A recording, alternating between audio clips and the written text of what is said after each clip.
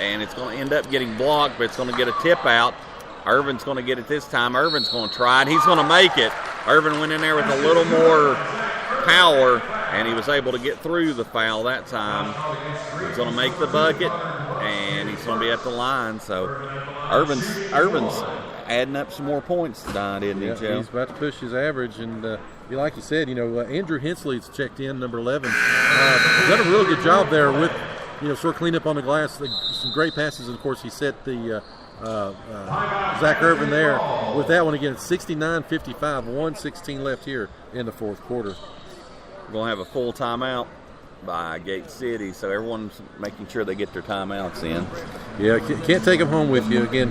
So right now, as it bodes, again, Gate City with a 14-point advantage with just over a minute left. Gate City would be taking on Sullivan East tomorrow here at 10:30.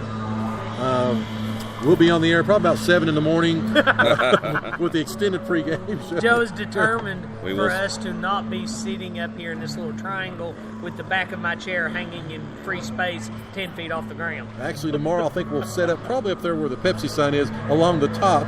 Yes. To get a better vantage with our oxygen tank. So, but anyway. Talking about games coming up, Joe, if we can hold on tonight, and we will play Sullivan East tomorrow, as you said, tip off 10:30.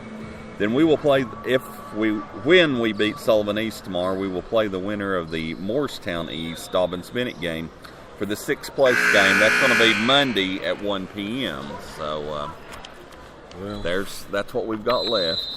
I'd like to see Dobbins Bennett move to that point because it'd be a great game. Dobbins Bennett, Gate City again. I know some things have to work out to be that way, but I'd like to see two local teams getting that close to be able to play here in the Arby's. And Dobbins Bennett probably the easier team for Gate City to beat at this time of the season. So Greeneville with the three-pointer, no good air ball, rebounded by Dean, and he is going to be double-team, triple-team now as he finds the open man, Sally. As he finds the open man, Irvin. Irvin goes in to dunk it, and he loses the ball.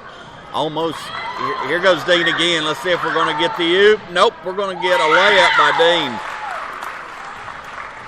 They were trying to set up the alley-oop, but Dean takes the ball in. 71-55 as Gate City is slowly pulling away the last 2 minutes of this game. This has been a closer game than 16 points as they just knock it down to make it 13. 71-58, 21 seconds to go as they're going to kind of just let this play out as Dean brings the ball across the line. Gate City hopefully will not try to score again. Again, 71-58 as the crowd begins to cheer. We're at 6 seconds. 5, 4, 2, 1. Ladies and gentlemen, we will be playing Sullivan East tomorrow as Gate City we beat Greeneville tonight, 71-58. It wasn't pretty, but we got a win tonight, ladies and gentlemen. We'll come back and have our pregame show. Again, your final score, 71-58. You're listening to the home of Blue Devil Sports. This is Gate City Sports Radio. Whether you're headed out to the game or if you're just looking for something great to eat, stop by and see the outstanding folks at the Campus Drive-In on Kane Street in Gate City. Campus Drive-In supporting Gate City Athletics for over 60 years, and they have a tremendous selection of breakfast, lunch, and dinner items, and they're open 7 days a week. Also go in and ask about their new ice cream machine as well. So give them a call for call-in orders at 276-386-3702. Again, that's 276-386-3702. You are listening to the home of Blue Devil Sports. This is Gate City Sports Radio. Sports Radio.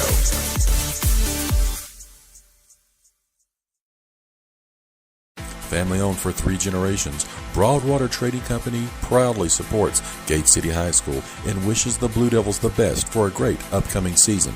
Broadwater Trading Company is your local steel dealer, and they've got chainsaws, blowers, trimmers, outdoor power equipment, and much, much more, including farm equipment and supplies. So go by and see them today at 297 West Water Street, or give them a call at 386-6811. Again, that's 386-6811. Again, Broadwater Trading Company, proudly supporting Gate City Athletics. You are listening to the home of Blue Devil Sports. This is Gate City Sports Radio. With over 100 offices throughout Virginia, you can count on your local Virginia Farm Bureau insurance agents to be there when you need them most. Whether you find yourself in a fender bender, insuring your first home, or with a new addition to the family, our agents are ready to help you through every stage of life. Connect with your local agents, Whitney McConnell, Richard Helms, and David Weddick here in Scott County at 386-7411 or online at vafb.com. Coverage provided by Virginia Farm Bureau Mutual Insurance Company and their affiliates.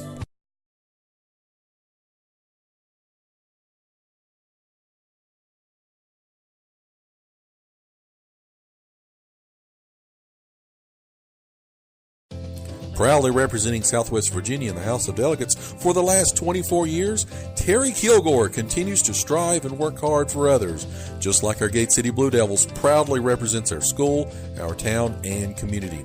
Delegate Kilgore, a proud Gate City alumni himself, wants to thank the residents of the 1st District for their trust and support over the years as he's continued to voice our needs and concerns in Richmond to make our region a tremendous place to live and work. And on behalf of Delegate Kilgore and his family and staff, they say, go Big Blue. And we're back here. Gate City knocks off Greeneville 71-58. They do advance to the semifinals of the 6th place portion of the tournament here at the Arby's Classic. Just an update from Emory and Henry. Again, Patrick Henry has come back out in the second quarter. They lead now 22-18 with about 6 minutes left in the second quarter. So Patrick Henry and Gate City going back and forth at the Emory and Henry Classic, again in the King Center on the campus at Emory and Henry College. Taking a look at the scoring, pretty simple. Zach Irvin, 43 points. Bradley Dean finished with 21. Jonathan Sally had 5 points there in the fourth quarter, and Mack and Luke Reed each ended up with 1 point apiece. On the Greeneville side, Satterfield ended up with 14 points. Marsh had 12. Everybody else was in single digits. Micah Banks ended up with 8. And then you, of course, had Crumbly, Lovin, and Gillespie each with about 6. So, breakdown of the rebounds. Well, when we look at the defensive stats, Gate City won the rebound margin barely, 35-33. I had Bradley Dean with 9 rebounds, 3 steals, and 2 blocks. Luke Reed with 3 rebounds, Eli Starnes with a steal, John Compton with a steal, Andrew Hensley with 1 rebound, Dondre Mack, a strong defensive showing, he had 6 rebounds and a steal. David George had 4 rebounds, and John Sally had 2, and Zach Irvin had 11 rebounds.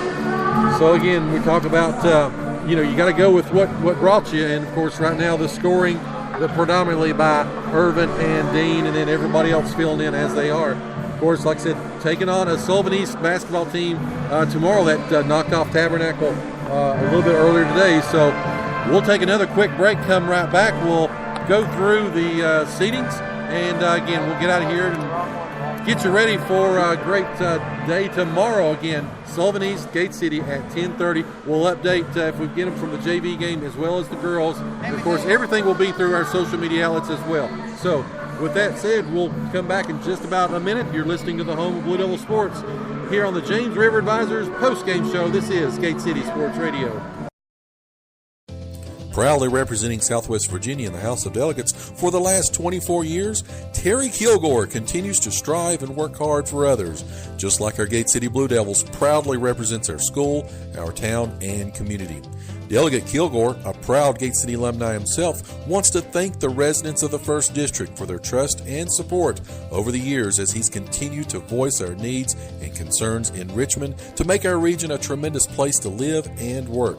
And on behalf of Delegate Kilgore and his family and staff, they say, go Big Blue. You are listening to the home of Blue Devil Sports. This is Gate City Sports Radio. Sports Radio. Ken Russell's Barbershop wants to wish the Gate City Blue Devils the best for a great season and wants to thank all of the Blue Devil fans, alumni, and students for their patronage over the last 30 years. And to look your best at the next Blue Devil sporting event, stop by and see Ken and Joey on your way to the game. They are located on Lynn Garden Drive in Kingsport next to Collins Auto Center. Proud supporters of local athletics for almost 4 decades, Ken and Joey Russell say, "Go Big Blue!"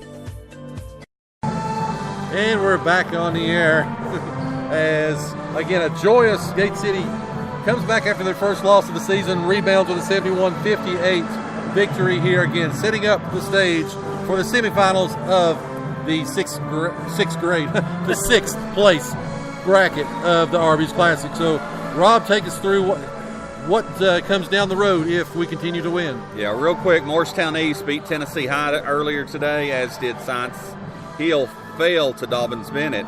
So Morristown East will play Dobbins Bennett in the morning at 9 a.m. That's early game. Morristown East, Dobbins Bennett, 9 a.m. The winner of that game will play the winner of our game versus Sullivan East.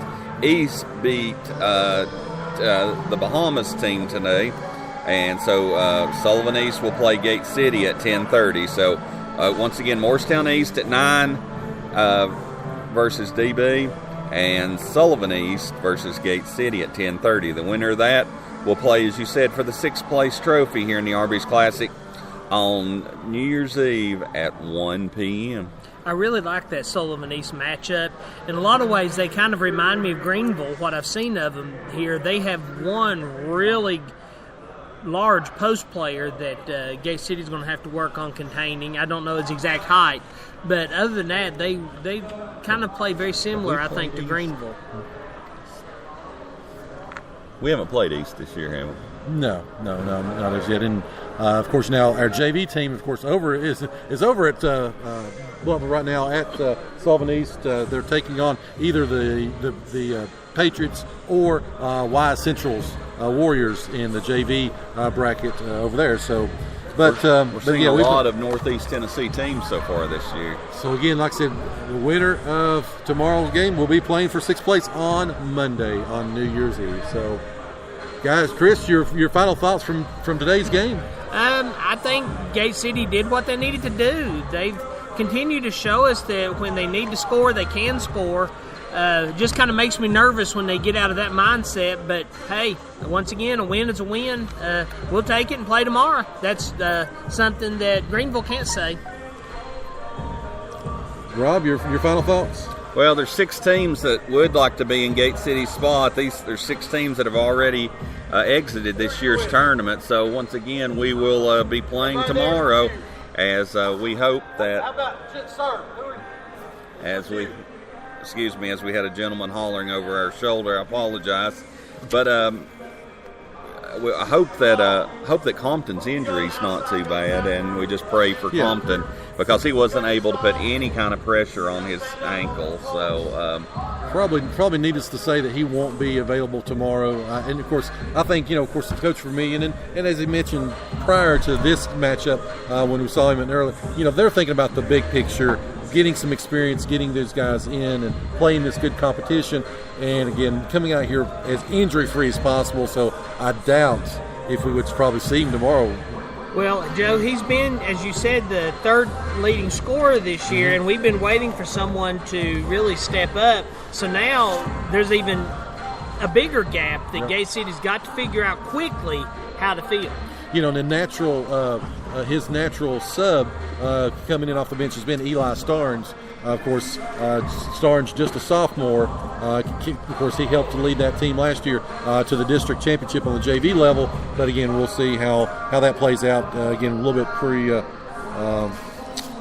Look for Luke Reed and DeAndre to step into that role. I think Joe, don't you think that we'll see more of DeAndre and Luke? I think Eli is more of a natural point guard. He's more handles the ball than DeAndre. DeAndre and Luke are kind of more defensive minded. Of course, like I said, DeAndre is 1,000% all the time. Yes. When he gets the ball, he goes. He's not much of a court manager. And then, of course, Reed is more of a rebounder, that Dennis Rodman type we always talk about. But, again, everybody's going to have to step up, especially if someone goes down. Again, next man up kind of mentality. So, with that said, we'll be back on the air tomorrow morning So like I said, get your coffee, get ready, get set, put your feet up, and if you're coming tomorrow, I prefer sausage McMuffin with egg, Joe.